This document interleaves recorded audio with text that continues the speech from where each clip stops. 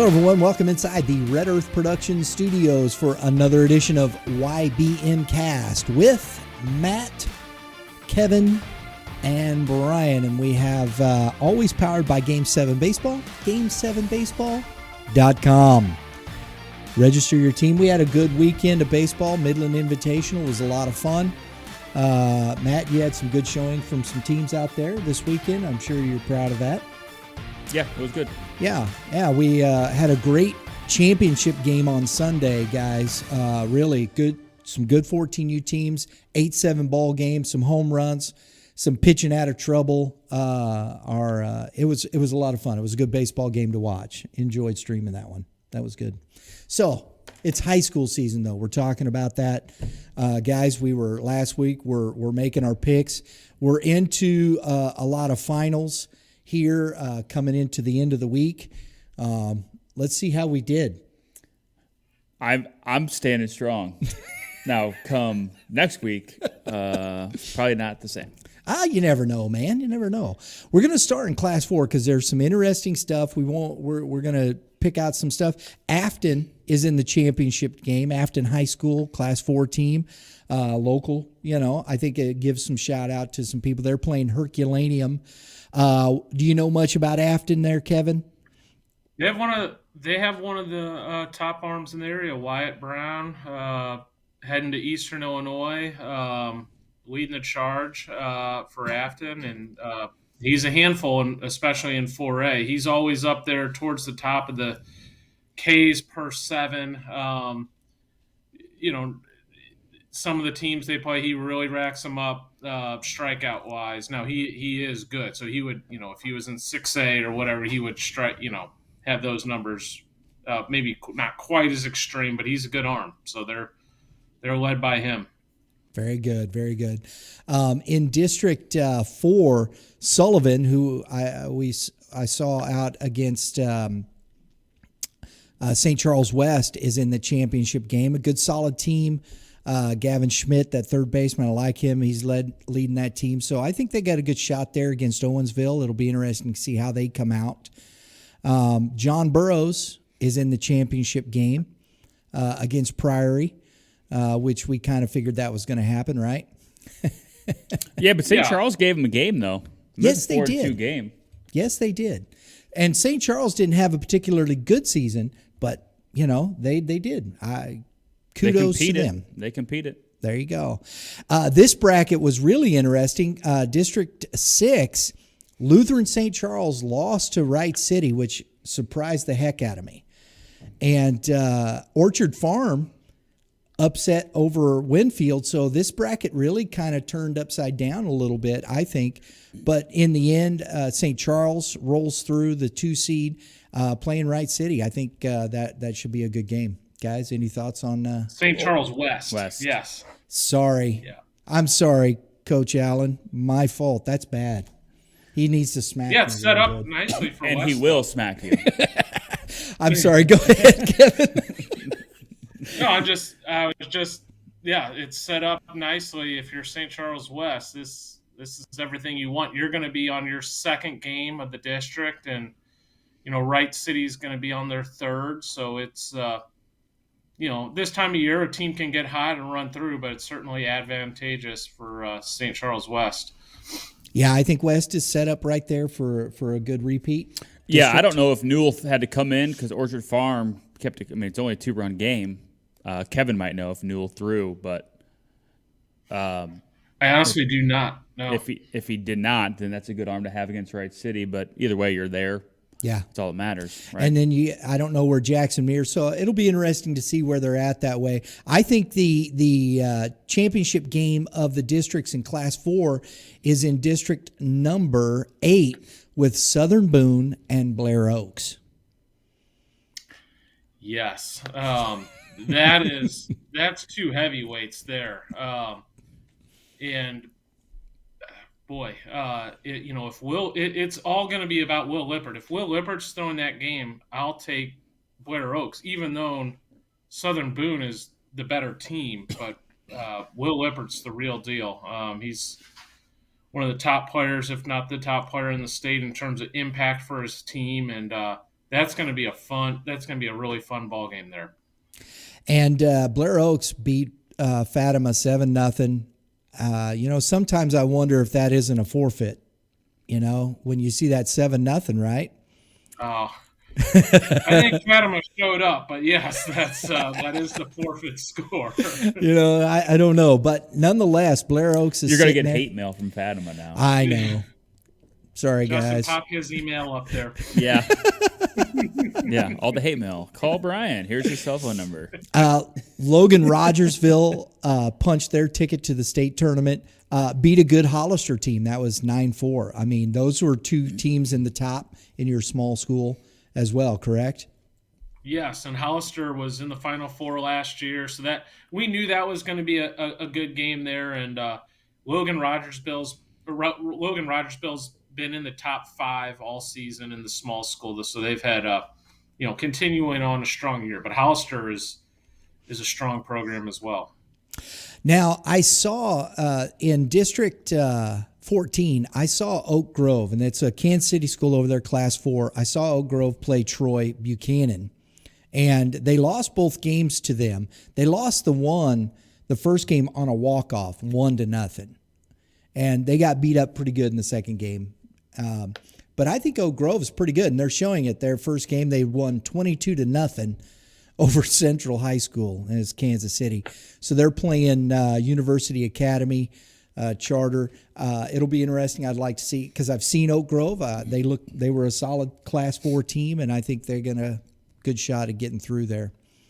So St. Pius X, of course, out of Kansas City is right there, poised to get into that. And so Class 4, there's some interesting teams there. Some of the things that I want to make sure because we've talked about quite a few of those teams throughout the season. Yeah, in this Class 4, you're kind of seeing the big guys rise to the top. And you'll see this especially at the small school level. Kennett, St. Pius, Oak Grove, they're putting up touchdowns and in these early round games. So in the 4A is set up a little bit different. We got 16 districts, so it'll really start. The big games for them start next week because there's going to be some sectional play, an extra round of sectional play. So that's when it'll really get fun, when you get some of these big guys, stronger 4As matched up against each other, and we'll be talking similar about those games as we are today about the 5 and 6A games. There you go, folks. There you go. Class 5, wasn't Platte County in your top 10? Or were they on deck? They were not. It was okay. I just wanted to make sure. I wasn't looking, didn't have it in front of my face, but championship game in District 8, Platte County versus Smithville. And Smithville is a very good team. They were, I believe, weren't they? They weren't Final Four last year, but I know they were in the state playoffs. Yeah, they've had a strong program in the last couple of years, but Platte County has been in and out of that on deck teams to keep an eye on. That should be a good ball game, though. Very good. And then in District 7, I'm working backwards here. Carl Junction against the perennial power there, Webb City. I don't know much about Carl Junction. They beat McDonald County, and I think McDonald County, they were the number 1 seed. Yeah, sprung the upset. And so the interesting thing about, when you see a team come from a lower, or however you want to say it, the higher number seed, a 4, a 5, a 6, they spring a couple upsets. It's always kind of interesting to see what do they have left when they get to the championship game, Matt. Like, did they empty out the tank, or do they still have something left? So that'll be a great example, because Webb City's a really strong team. They haven't allowed a run all I was getting ready to say far. that. Yeah, 16-0, 2-0. So, but 2-0 to give. I mean, Neosho gave them a game. That's a good game. So they had to use somebody to get through that. That's a fun matchup. Yeah. So there's the championship game there. We're not quite to the championship level. We still got semifinals, I believe, tomorrow. Willard, West Plains, Glendale, Branson. That's kind of shaping up. That's 1, 2, 3, 4. That district is shaping up just as we talked about. So I think that is going to be very well. And West Plains interesting. isn't a slouch, so that's going to be a tough game for Willard. And we talked about this district being a tough district at Class 5. So yeah, Kevin harped on that. Yeah. Yeah, this is one of the strongest top to bottom districts in the 5A class. Willard is the class of 5A in my opinion, but that top to bottom, you got Glendale and Branson that are also really strong teams that could make a run to the Final Four. So Willard will have their hands full. So then we've got District 5, Camdenton. You saw that game between Camdenton and Jeff City, and we've talked about Camdenton. You've had them in, I think, the on deck. Tell us what you saw there. Yeah, Camdenton's having a great year. It made me think of Coach Perkins a little bit. The Camdenton Coach Durnan, I think, has one-upped Coach Perkins. He had 3 of his boys on his infield. He had a freshman son playing second. His sophomore son was the starting third baseman, and his junior son, who's committed to Wichita State, was starting shortstop.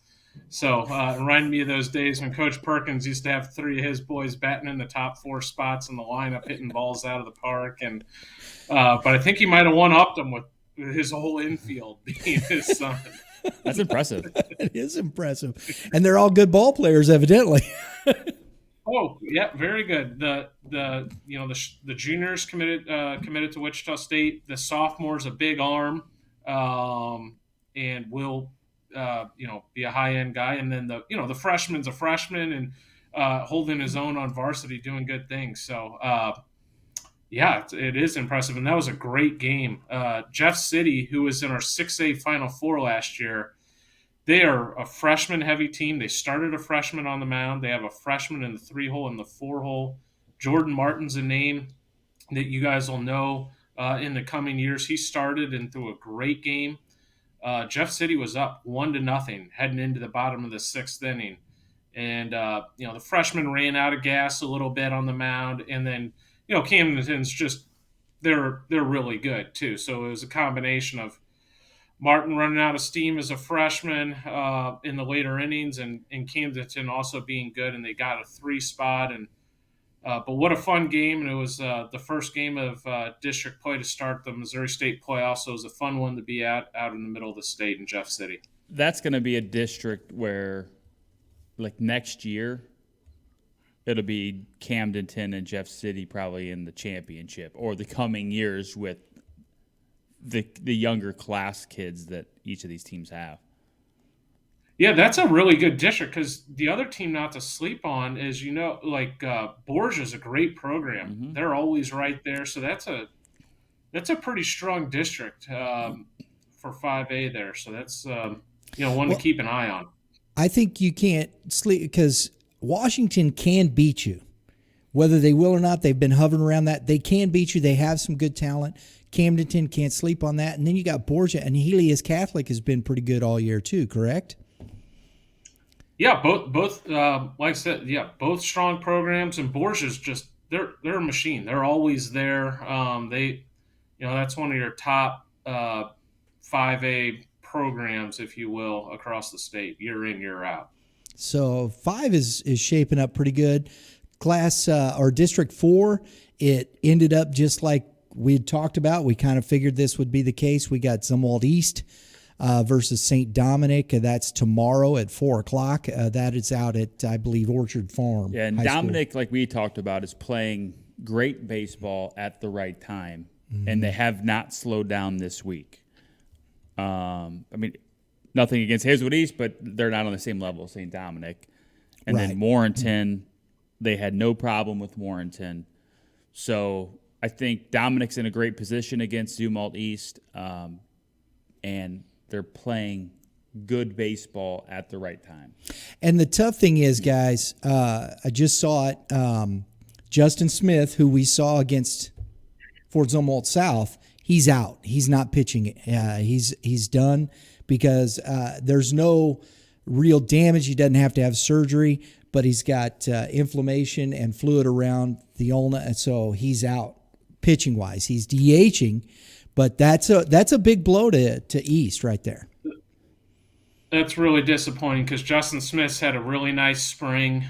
We were, of course, had the game of the week a month ago or so, and he threw a really nice ball game for East. And we both, I think, Matt and I certainly called St. Dominic in our preseason or our pre-tournament poll, and that would even shift things even more to St. Dominic. But East has a good offense. It's going to be a fun game, and you do like seeing the upsets, when we think March Madness and the brackets, but at the end of the day, everyone wants to see, Duke versus North Carolina or Kentucky versus Kansas, that the big boys get together, and that's what we got here in the championship. And I think it's, from what I understand, it's probably going to be Lucas McGill, the lefty. I believe he's a senior for East in this one. So, I mean, you got a lefty chance. And he's been pretty good. You can throw it over the plate. You're on my team. I love that. Hey, you might only see 2 batters but hey, you're there. So that'll be an interesting. That's going to be a good game tomorrow. We'll hopefully it'll be whoever comes out of that. I think right there they're going to earn that one. Here's one. Here's Kevin's favorite. We're in District 3 here, but the surprise is Chaminade. It's not a surprise. Every kid on the team's name's Weber. And it's been that way for 10 years. He just never leaves. Go ahead, Kevin. Chaminade, what their strength is they have a really good number 1 and 2. Charlie Weber did his thing. And then Josh they went out and Weber, beat Pacific. number 2. A really good Pacific team, by the way, who had a strong season. And then Chaminade, they used a suicide squeeze to take the lead in that game and won that one late. And then upset Westminster, but they have Quinn Council, so they have a good 1-2. It's going to be interesting to see what they have left for Parkway Central, who's kind of the it team. They have 2 comeback wins.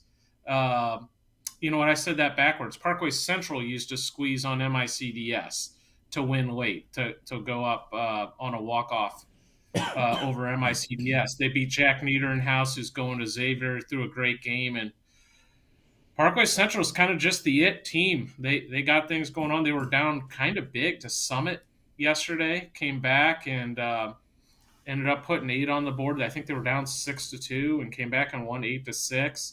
So I like this Parkway Central team, and it's going to be, we'll find out tomorrow, them versus Chaminade, so it should be a good game.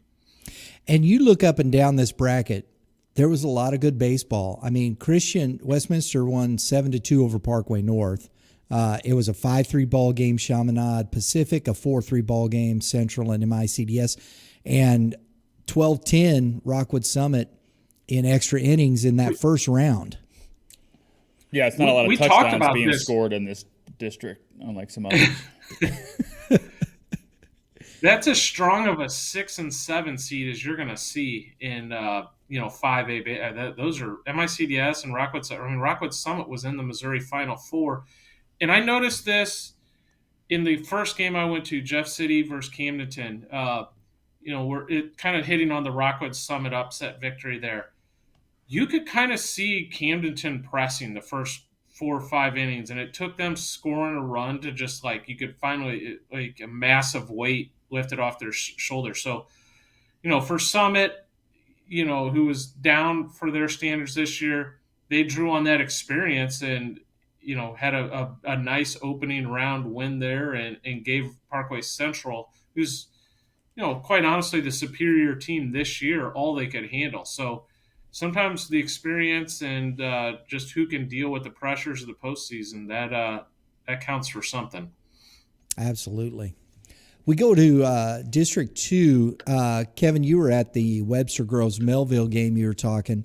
Lutheran South and Melville are in the championship. Who do you got there? I have Lutheran South.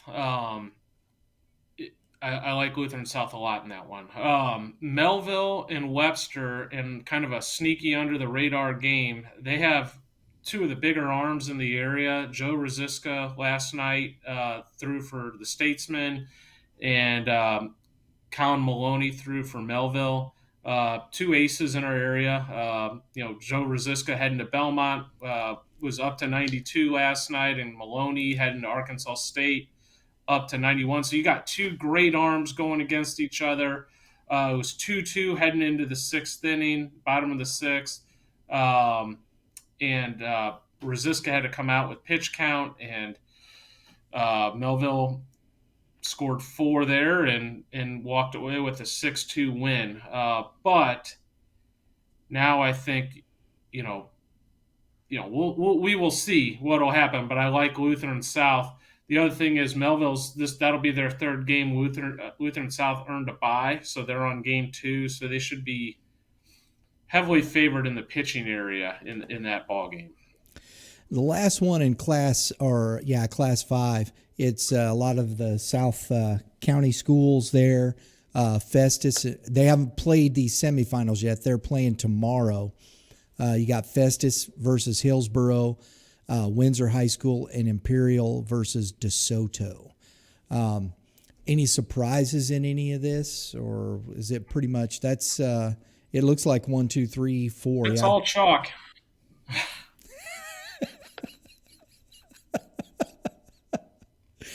So there we go. And that's Class 5. We've gone through Class 4, Class 5. We're going to get to the big boys here. We've got some surprises in these as well. Again, today, starting in District 1 in Class 6. All of our picks are still here. Your sleeper is still there in Lindbergh. They're in the semifinal today at 4:30 against Jackson. And then Seckman is playing the 5 seed, beating Oakville Northwest there, Cedar Hill. So I don't think we're where we're at. That Jackson Lindbergh is going to be that's going to be a great game. But I mean, Seckman only beat Fox by a run. It was right. 3-2 game. I got the Jackson Lindbergh game is the game of the day in the state. I think that's going to be an incredible matchup. You got Dane Bourne for Lindbergh, the Tennessee commit, on the mound for the Flyers, who you look at the roster and you go through the names. You're like, this team is a Final Four caliber team. They didn't live up to the billing, but they're dangerous. They could 100% win this district. And then Jackson's been one of my favorite teams in the state. They're going to counter with John Paul Sauer, who's one of the top sophomore arms, who beat CBC earlier in the year when CBC was really rolling. So this is going to be a great pitching matchup, two good teams. And, Seckman's snuck by Fox, and, Northwest is capable. So that'll be an interesting game. I plan on going out to both those this afternoon, though. Yeah, absolutely. District 2, you got a couple of perennial rivals there, Eureka and Marquette. This is playing today, too. They're at 1 o'clock. And then CBC against Parkway South, who upset the 3 seed Parkway West. And we didn't see that coming. But you did talk a little bit about that, didn't you? I think we mentioned that because Parkway West has the big arm and Luke Wright. And this is where the coaches get paid the big dollars. I would have done it the same way. I would have saved Luke Wright for CBC, but the risk is you're facing a good Parkway South team. That's a good 6 seed, and they were able to and a rival, by the way. Yes. And they were able to spring the upset there. And sophomore Brady Kellenbrink threw a really nice game. That's a name that'll be on the radar over the next couple of years, and will. That's a Division I arm as a sophomore. So no, I'm not shocked by that one, even though Parkway West had a really nice year. I kind of could see that coming. I thought it was a coin toss game, honestly. This could be this district could be an old-fashioned shootout with runs. Agreed. Because for one, CBC is going to have to score runs, which they started out great, but if you just look at the numbers that are getting put up right now, this can continue. It already is a high scoring district. I mean, there's touchdowns all over the place in this one, and it may stay that way. I still think we're going to see Eureka face off with CBC in that one. I still think that's where it's headed to. I agree 100% with Matt. The Bats are going to win this district. Yeah. So there you go. It will be fun, and I do agree with you also, Brian. I see a Eureka CBC matchup here, and could be the first one to 15 wins. Yeah. A lot of thunder going on. District 3 kind of played out the way we thought, except for DeSmet took a first-round upset over Hazelwood West. Threw a good game against them. Yeah. So Tyler Whitworth, I like that kid. He's a really solid ball player up and down. And so he led that team there. And you got the first-round win, and they were close. I mean, Hal Central only beat Hazelwood West 4-3. So, Kevin, any thoughts on that one? Obviously, Tyler Whitworth is a really nice arm and sprung the upset versus DeSmet. I like DeSmet's pitching to make a run through this, but now SLU's sitting there in the championship game. The one thing I really like about the SLU team is they have a lot of pitching depth. It'll be interesting to see what Hal Central has left in the tank. Hal Central has had a nice year. They've overachieved. Coach Beckman's done a really nice job with that group. They've had a really nice year, and we'll see if they got a little left. But they are going to run into a Division I caliber arm for SLU. They got a deep pitching staff. And I was funny. Or not funny, but it's interesting. I was talking with Scott Harris. This is only their fourth 20-win season. Hal Central's. They're a scrappy bunch. Yeah, they've got some good seniors there, but and I've said, and we're going to talk about Holt in a minute, but them and Holt remind me of each other. Just the scrappiness and the way of finding ways to win. Just tenacity. Yeah, I agree. Yep. So I think the pitching is going to be the linchpin in this game, because I think both teams have the offense to beat one another. But I think that'll be interesting to see. I'm hoping Hal Central comes out on top of that. We'll see what happens. Here's the other big one for it. It's kind of played out as we saw it. 1, 2, 3, and 4. Zumwalt West is facing Holt, and Francis Howell against Zumwalt South. So that is today at 2 and 4:30, and that's out at Troy. That first game, Zumwalt West and Holt, as we talked about last week. Yeah, and my key to this, and West is going to throw Deverman against Holt, and obviously we saw Deverman because he had the game of the week with them. Great arm. Another lefty. I think the key for Holt, and this was the key for them, I think, against Timberland, is they just need to stay in the game. Mm-hmm. Can they just stay in the game and find a way at the end or somewhere to take the lead? Right. Now, I don't know what Holt has left on the mound, but the key is stay in the game and make West work. And if they can do that, then I think they can pull off the upset. I think if West gets an early lead, I think this game's going to end quick. I agree. Well, it should be Nolan Folks for Holt, the left-hander, who's done a nice job for them. One thing that I'm just looking at the brackets, the scores, Howell and West had relatively easy time with their games. They had an 8-3 game and a 9-0, and South and Holt got pushed to the end by Timberland and Liberty. They were both out on top of a 3-2 game. So, the pitch count rules and whatnot, I don't know the extent of which those bullpens were used, but that could be advantageous for the higher seeds who should have been able to conserve some pitching there for today's game. Well, in Zumwalt South, I'm told, is throwing Carter Cox against Howell. Mm-hmm. But this Final Four of this bracket of this district is set up for a nice rematch of Zumwalt West and Howell, like we expected, and that's a fun game if that happens. And when you look at, I can't help. We were looking. The all district teams are out. I only saw some from this particular district, and I mean there was, I think 6 dudes from Francis Howell on the first team all district team, and then he had 2 second teamers. So, I mean, Howell's just, they are brutally tough. I love these 2 games right here. I think these are going to be really entertaining because if Carter Cox is on, it's going to be, it will be a tough day for Howell. The big thing with him against Howell is he's only a sophomore. Right. And when we saw him, he got rattled, and instead of slowing down, he picked up the pace. Coach P will, if he sees he's going faster and he's getting rattled, he will just start bunting on him to make it even worse.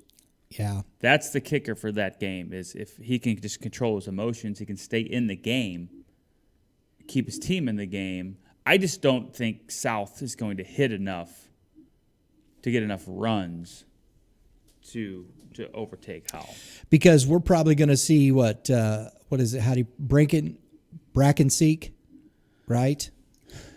Maybe. Today. I think Rouser's throwing. I think Rouser might throw. I thought Rouser threw the first game. No, I think the kicker is to see if Naputi threw. That's right. I think the kicker is who That's right. does he want against West? Yeah. So you But still I don't know might who see threw against West earlier in the year because I know Deverman threw against Howell earlier in the year and did well, but Whistler, from what I saw and told, hit 75 pitches, so he can technically come back on Friday and throw on 3 days rest against Howell. Right. Usually Coach has his lineup up pretty quickly, so I'm going to look here. Maybe he doesn't have it up because he doesn't want them to know who he's throwing. Nope, there it is right there. We have pitching today. Yep, it is Rouser. Rouser is on the mound. So, yeah. Matt is right. I think Zumwalt West and Howell are very similar in this way. If you cannot handle pressure and play clean defense, control the running game, field bunts, handle a little adversity, you're going to be in for a lot of trouble versus either one of those 2 teams. Those guys specialize in that. Howell and West, they do it a little bit differently. Their lineups are different. Howell can hit the long ball a little more. But at the end of the day, those coaches make things uncomfortable for the opponent. So still beatable, but if you're a young guy, it does make it a little more challenging. Absolutely. All right, guys. So we're moving on to District 5 here. Another one of the big ones. It's kind of played out too as we thought would be in the championship game. One upset in this district was Fort Osage beating Hickman 2-0, which that really surprised me. Yeah, that was a shocker because Hickman's had a really good year. 2 seed. I saw them earlier this spring. That's a really good team that Fort Osage beat. What Cardinal played at Fort Osage, Matt? It's a good question, Kevin. Why don't you let me know? Without our age. He's like, dang it. He's your age. Now I got to think. Did he go there? Number 5. Did he go there? I mean, I know he was at Maple Woods, but I didn't know that he actually Albert went to Osage. Pujols went there? Or did he? Yes, he did. Wow. Yeah, I didn't know he went to Fort Osage. I know he was a Maple Woods guy. Yeah. And another fun fact, Kevin, at Maple Woods, do you know what position Albert Pujols played? Shortstop. Third base. Correct. Oh, shortstop, really? He was the biggest human being at shortstop I had ever seen personally, and he just crushed baseball with a metal bat. And now he's a pitcher. And now he's going to finish his career on the mound. That was hilarious the other That's night, a good man. matchup, though. Rockbridge, Blue Spring South. Blue Spring South hasn't given up a run yet. That's one of Kevin's favorites. That's gonna be a fun That game. was my upset pick. I Yep. love both those teams, though. Rockbridge, I'm a big fan of Rockbridge. I'm a big fan of Blue Springs South in terms of what they can do. Blue Springs South is really deep on the mound. Have they thrown Tommy Lepore Rockbridge, yet?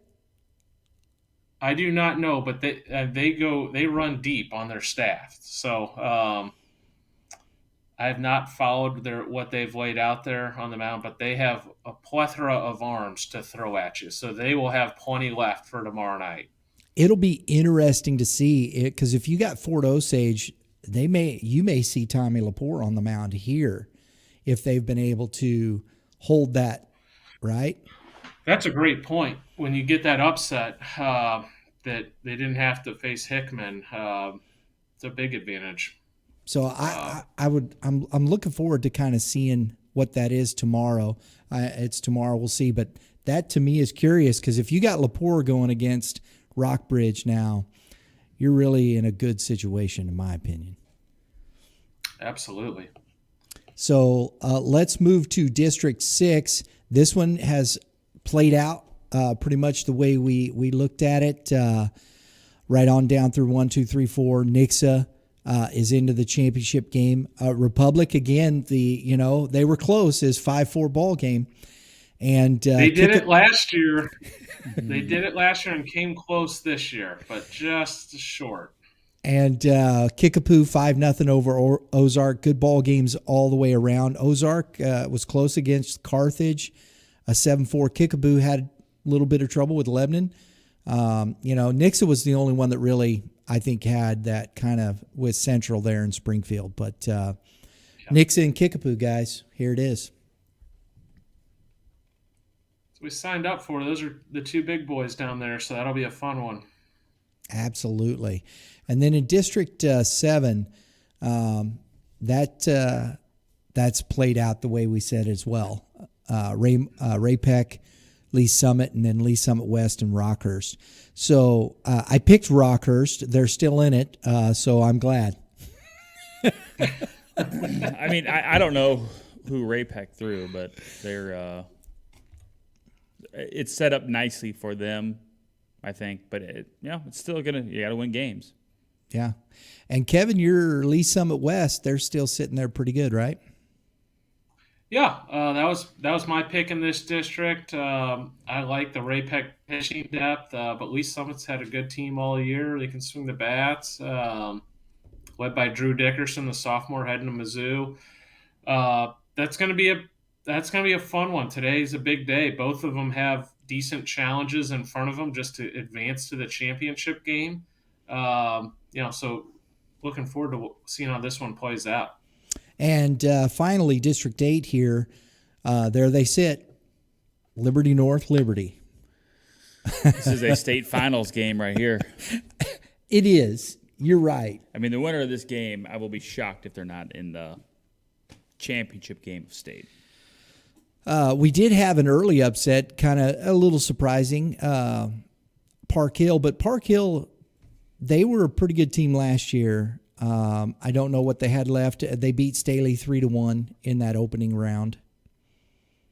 Yeah, I was surprised by that. That was a big upset because Staley has a really nice team. Now they are young; they are loaded with sophomores, and that gave Liberty. You could see what they did with Park Hill the next game. Park Hill sprung the upset, and Park Hill was a great team last year, but lost a lot, and Liberty, ran over them, obviously, with the 12-0, and Liberty North had their way with Park Hill South. So both of those two teams should be pretty healthy for tomorrow's game. The atmosphere of that it's going to make that be fun. Amazing. The atmosphere alone of that is going to be amazing. The place is going to be packed. It's going to be rowdy. The fan base is going to be rowdy. That'd be a fun game to go to. Oh yeah. And, I think that's the fun thing about this time of year. You get these types of matchups, even though we understand this is basically a state championship final with that kind of caliber team. But that's what this is all about, and you go in and you play and survive and advance. Survive in advance. To quote a I phrase. think I said this last week, but I think this is the state championship game. I think the winner of this will be your state champion. No disrespect to the other teams, but it will be interesting. We'll see if Howell or Jackson or Zumwalt West, one of those guys, Lindbergh, they're going to make a run at this thing. You got Kickapoo and Nixa. So there's some more than Lee Summit West and Ray-Pac. That there's some very Rockbridge and Blue Spring South. So there's some good teams, but in my opinion, these two do stand out amongst the rest. Yeah, they're 1-2 now, but they've been 1-2 or top 4 at least, I think, for you. Yeah. The entire season. Yes. Yeah. So that's going to be all. That's going to be great. That game's going to be great. It really is. I think there's a lot of really great baseball ahead. I think this sets up for a tremendous state playoff. Really good teams. I think when you look at from the Southwest to the Northwest, St. Louis down to the Southeast, from Class 4 to Class 6, there's some really good, talented baseball teams with a lot of good baseball. I think the state playoffs are going to be really good. I don't know, because Kennett, they had some pretty lopsided wins going through the state playoffs. I don't know if it's like that this year because of St. Pius X is there. It just depends on where they meet and whatnot. So I think there's a little bit better opportunities for other teams against them. Yeah, now they wouldn't meet until the finals because obviously Kansas City versus the Boot Heel. But yeah, you're right. St. Pius X was a 3A. They were the 3A state championship, and now we're playing up in the 4A level. The 4A class is really strong. Those teams could play in the 6A level, quite honestly, and do just fine. So it'll be that 4A is one I'm excited about and keeping an eye on. Yeah, because and to what you were talking about with Liberty and Liberty North as a state championship, you got Southern Boone and Blair Oaks, which could be a championship game. Yes, absolutely. That one's going to be fun because you're going to get one of the top teams in the state eliminated, unfortunately. But that's what we got this time of year. That's what it's all about, and it's going to be a really fun game to have an eye on. And because I want to give some love to some of these teams. I know that a lot of people don't know about this, but I think the more we talk about some of these groups, because it's some really good baseball, as Kevin said. A few of these teams could play. And they have played. They've come up. Kennett challenged them to come up and play in Jackson, who is really one of the quality teams. Splitting. They don't walk away. Willard coming up from Class 5, playing against some of these big boys and competing. So I think it really behooves us to make sure we shed some light on this, give people an understanding how good the quality of baseball is across the state of Missouri. Agreed, fellas? I would agree with you. 100%. There's some really good teams across the state. It's not just Kansas City or St. Louis. There's some really good depth. That we look at the middle of the state, Columbia Rockbridge, and is one of our top teams. Nix has been great. The Springfield area has been really strong. Kickapoo, Hollister, et cetera. So there's plenty of talent in the state. And we can't, you go down to Joplin, their Webb City. Around the Joplin area, they're a really good Class 4 team. I think they're going to be mixing into that as well. So we're looking forward to the state playoffs, man. Well, we got to finish the championships, and we'll be back to that next week. And hopefully it'll be interesting. I don't know if the rain's going to figure into some of this or not. We'll have to wait and see. Hopefully it won't. Nah, it'll be fine. We'll get them in. Get them in. Get them in, play them, get them out. Get them in and out. Let's go. We got to get this thing moving. Got dates to hit. So, guys, good stuff. We're here, right? Championship time. There's a lot of good baseball to be played. Still some semifinals out there. So this is the easy part, talking about it. Agreed. Yeah. This is the fun part. Yeah. I don't want to be out there sweating BBs with the coaches, man. That's not my bag. That's fun too, though. You guys are out there. Kevin, you've been in it. You're in that mode.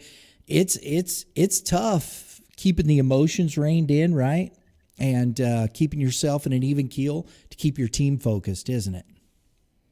It is. It's there is something extra there. You can say it's just another game and give that line, but it's really not. There is something else in the teams that can control their emotions and the coaches that can control their emotions and continue their same style of play throughout the year. It's an art. It's a challenge. You see some teams thrive off of it, and some teams really struggle with it. But this is what it's all about. This is a great time of year, and certainly we wish all the players and coaches the best of luck. Final thoughts, Bo? No, it's just like I said. This is the best time. I mean, it's either win or go home. So, which is why we discuss the senior heavy teams tend to do well because they've been there, and then the younger ones that are here now that are they had a good season, but then struggle when you get into the playoffs. Now, when they get there, they've been there, they've done it, so they'll have their runs. But like Kevin said, good luck to everybody. This is the fun time. Absolutely, guys. As always, thanks. Appreciate the insights, folks. We hope you have enjoyed it. Please comment below. Leave us your thoughts on what's going on. If you have some information, if you have a highlight or a video from one of the games, please send it to us. You can go to our website and upload. We have an upload link there to put some video there. We'd love to see what's going on. So if you're out there and you're watching, you got a video, please pass it along. We'd love to see it and put it up on the show as we're flapping gums. Yeah, that's right. Exactly. That's what we do. So good luck to all the teams, coaches. We'll be out watching. We'll see you next week. We'll wrap up the championships heading into the state playoffs. And everybody have a great day in the Lord. And all you pitchers, keep throwing strikes, and you hitters, hit them where they ain't. And that's especially the thing to do today. And we'll see you next time.